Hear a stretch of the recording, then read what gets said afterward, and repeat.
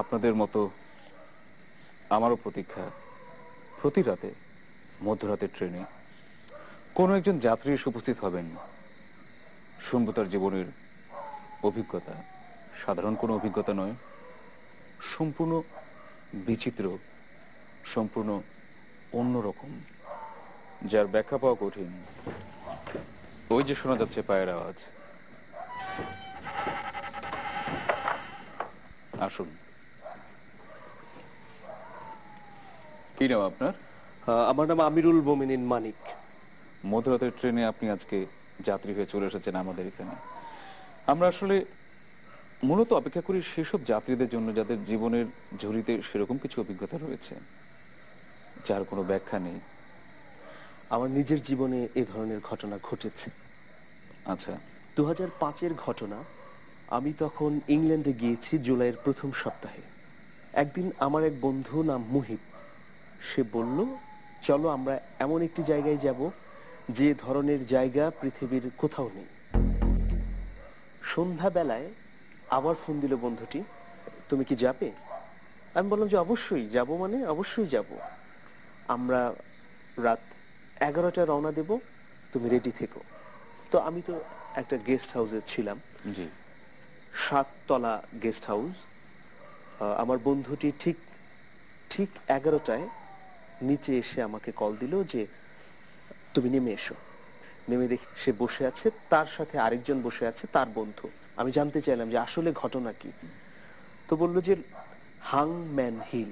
নামটা শুনেই আমি একটু ভরকে গেলাম যে এই ধরনের নাম আসলে আমি কখনো শুনিনি। তো বললাম যে আসলে কি এই ধরনের নাম, একটা জায়গার নাম। তখন সে ঘটনাটা বলল যে 19 শতকে লন্ডন সিটির কাছের এই জায়গাটিতে মানুষকে হত্যা করে ঝুলিয়ে রাখা হতো। পরে ওই স্থানটির নাম দেওয়া হয়েছে হাংম্যান হিল।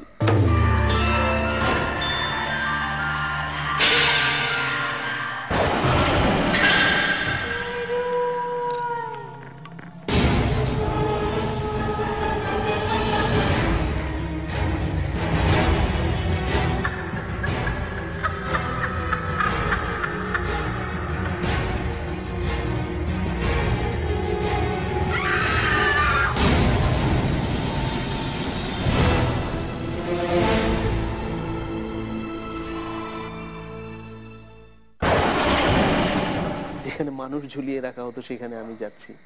আমরা যাচ্ছি লন্ডন সিটি থেকে অনেক দূর আমরা চলে এসেছি। এখন আর কোনো জনবসতি দেখা যাচ্ছে না। আচ্ছা।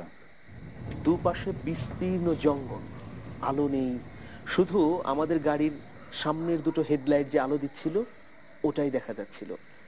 তো আমরা যাচ্ছি আরো 1 ঘন্টা পর, মানে 12টা থেকে 1টার সময় একটা অদ্ভুত একটা জায়গা, উঁচু নিচু জায়গা, রাস্তাটা কখনো উঁচু হয়ে গেছে কখনো নিচু হয়ে গেছে। তো আমরা যেখানে গিয়ে পৌঁছলাম মূল পয়েন্ট, তখন রাত 1টা বাজে। তারপরে থামিয়ে বলল যে এটা হচ্ছে হাংম্যান হিল। দিনের বেলায়ও এই জঙ্গলটিতে মানুষ আসতে সাহস পায় না। তা আমি শুনে আমার লোম দাঁড়িয়ে গেছে। লন্ডনের অধিকাংশ অধিবাসী জানে যে এই জায়গাটা একটা ভয়ানক জায়গা, একটা অদ্ভুত জায়গা, যেখানে গাড়ির স্টার্ট বন্ধ করে রাখলে আপনা আপনি গাড়িটা চলতে থাকে। তো আমি বললাম যে এটা কি সম্ভব, গাড়ির দরজা বন্ধ করা? আমরা কিন্তু খুব ভয় পাচ্ছি। আমাদের গাড়ির অবস্থান থেকে ওই জায়গাটির দূরত্ব 1/4 কিলোমিটার। সমতল জায়গা, ওখান থেকে রাস্তাটা উঁচু হয়ে গেছে। আমার বন্ধু সে গাড়িটি নিয়ে গেল ওই জায়গাটিতে। তো প্রথমবার স্টার্ট বন্ধ করলো, কিন্তু না, গাড়িটা উপরে উঠছে না। দ্বিতীয়বার গাড়িটা পিছিয়ে আবার যখন ওই জায়গায় রাখলো, ওই পয়েন্টে সাথে সাথে গাড়ি স্টার্ট বন্ধ। গাড়িটা উপরে উঠতে শুরু করলো। ধীরে ধীরে ধীরে উপরে উঠে যাচ্ছে। মানে আশ্চর্য হয়ে গেলাম আমি, আমার পাশে ওই বন্ধুটি এবং মুহিব, সেও আশ্চর্য হয়ে গেল। মানে সে তো স্টিয়ারিং ধরে আছে, তার হাত পা কাঁপছে।